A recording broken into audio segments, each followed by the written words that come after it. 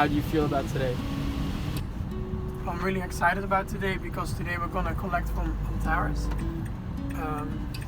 So we have some semen for him for in case we do want some foals or if anyone else wants some foals from him. This video, it was, I didn't really know if I was going to do it like this or not. I don't see it as shocking as anything crazy because that's not how it's meant at all. It is just for me to show one of the process parts that I went through because Antares is my 4 years old stallion, an Andalusian stallion, and I have him now for 2 years. And I've been riding him a little bit and working a little bit with him, but not too much because he's kind of youngster. And he's really intense as a stallion, so he just needed some time and put on some weight. In the field, he was just really wild. He was just walking and passing and screaming, and he was always with Macho at one point, so he was never alone because I wouldn't like that for him. But he was just sweating and wasn't healthy for him, and he was losing weight and gaining weight, losing weight and gaining weight. So that, first of all, it goes about if the horse is happy. And I think a horse is a stallion because it is a stallion. So could be happy, but maybe not in the situation we keep horses as humans. I made the decision, but then I was like, now he's still a stallion. So if I ever want foals from him, or if people want a foal from him, they can't do it later again. So I made the decision that I was gonna let him jump on the, I don't know how to say the word, but the fake horse, let's say, to collect some of his semen. So I could save some for if we need some in the future. Okay, so now I first want to tell you guys this video is actually sponsored by Rival Stars Horse Racing.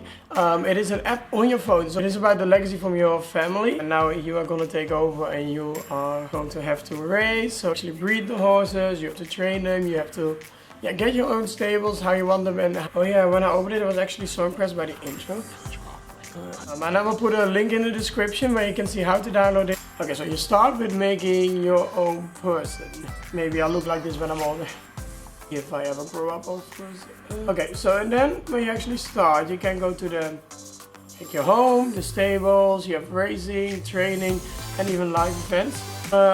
Get everything ready how you want it. You have to go buy things, you have to get things. So it's really exciting. It's not all made or set up for you. You really have to pick it and make it your own. So I really have to be honest about this because I think the game has a lot to offer, like a lot of different things if you like horse games. And even if you don't like horse games, I'm sure you like this one. But it's just really good, high quality. And I'm not just saying that, I really think that because the first time I opened it, I was really impressed. So I'll put the link in the description and you have a download and see what you think. So I guess have fun playing and make sure you're on top. Okay, so when we finally got there, I was a little bit nervous because I had no idea what to expect. But you can see he's also sweaty. He looks a lot more golden actually than he does now. So I wonder if that is because he is gelded now. But you can see he doesn't really know, but he is still behaving. I think I had more problems than he did. And seeing it now, I can see like how different I walk with him than I should do now. So it is really also a lot about the training. I didn't know if I had to do it because I've never put a horse on a dummy and I don't know how that works. So I was already hoping that the people there would take him over. You can see him, he is showing off a little bit to the other horses.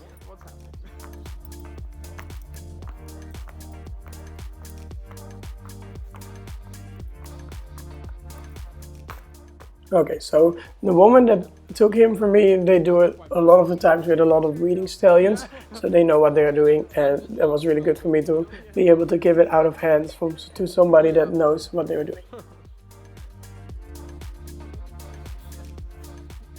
They usually put a mare there that's, for example, in heat in a stable or just a mare. This also depends what the stallion reacts on. But this is a mare that does it a lot of times, and she always also pees in front of the stallion. So I don't know if she's really in heat or that she just knows how to act to be in heat, but she does it all the time. But you can see Antares doesn't really know what to do because usually he wasn't allowed to be this close to other horses. And at one point he started scratching the mare a little bit and sniffing and almost grooming, and I was like, of course now this happens. He is not gonna be able to jump, but he's just grooming the mare.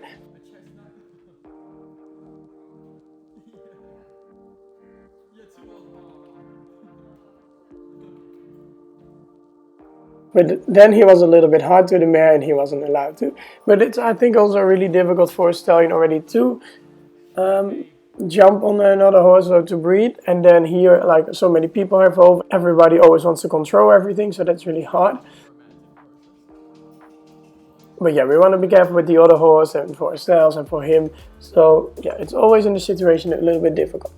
It took him a lot of time before he understood what he had to do. So he didn't really know how to get on it and what to do with it. And then every time maybe he almost wanted to go, but then it stopped again.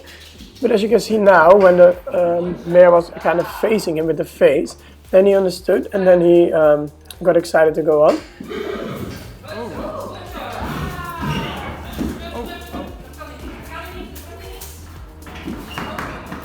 And here the people are trying to help him a little bit to be in the right direction, and you have to be careful for the mare again.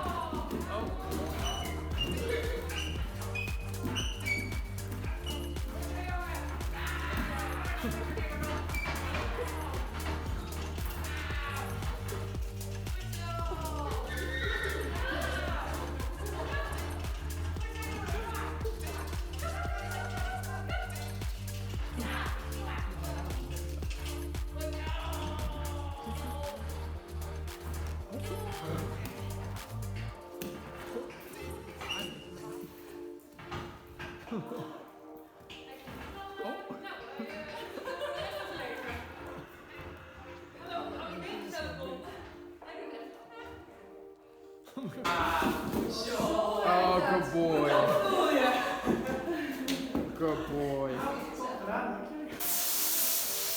He could just go into the field and be himself again with Macho.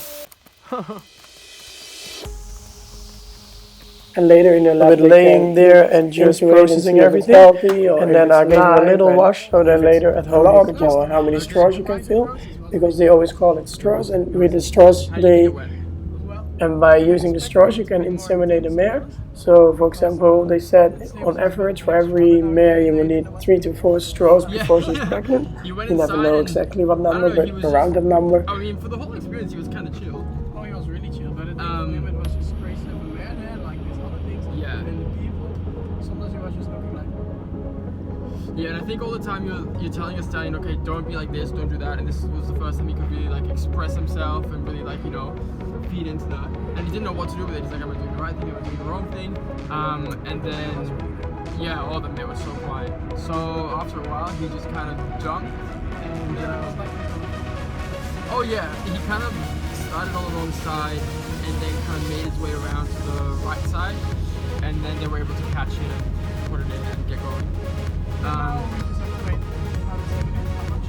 Yeah, for now, what the vet said, the semen was good, so that's a plus. But you never know. But I think all in all, it was a really good experience, and the people there were amazing. So yeah, he jumped. So there was a moment. There was a moment we both thought it's not going to happen today.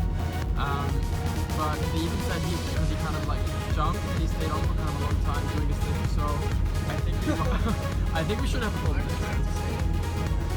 He enjoyed it, he definitely. But I think next time we definitely have to have it.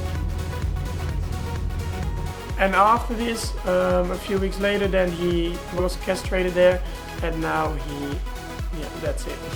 That were the last options we had.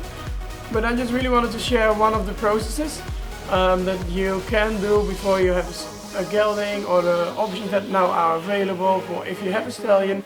Now we'll go through all the other videos I have from the whole process from that I went through with him. And in that way I can show you step by step a little more every time about what we went through together. Okay, thank you so much for watching, and I'll see you in the next video. Thank you, bye bye.